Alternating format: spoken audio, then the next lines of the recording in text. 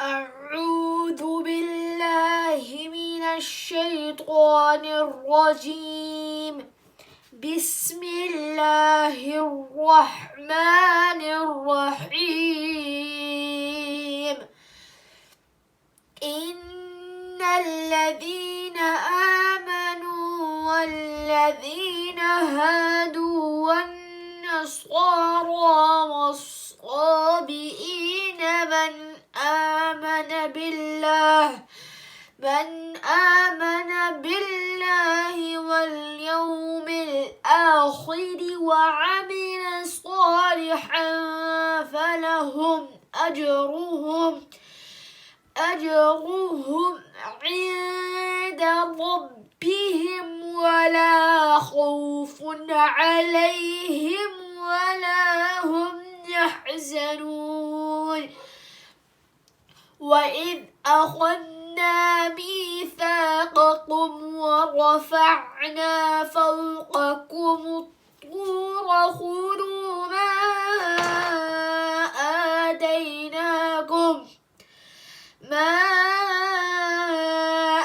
آتيناكم بقوة واذكروا ما فيه لعلكم تتقون. ثم توليتم من بعد ذلك فلولا فضل الله عليكم ورحمته لكنتم من الخاسرين. ولقد علمتم الذين اعتدوا منكم في السبت فقلنا لهم كونوا قردة خاسئين فجعلناها نكالا لما بين يديها وما خلفها وموعظة للمتقين. وإذ قال موسى لقومه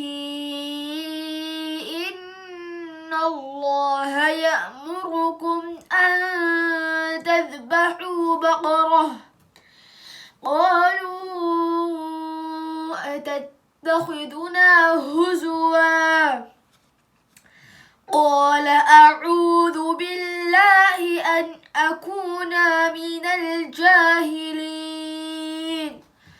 قالوا ادع لنا ربك يبين لنا ما هي قال إنه يقول إنها بقرة لا فارغ ولا بكر عوان بين ذلك فافعلوا ما تؤمرون.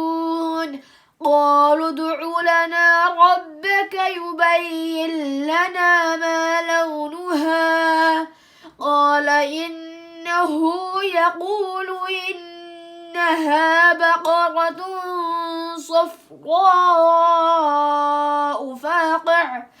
فاقع لونها تسر الناظرين. صدق الله العظيم.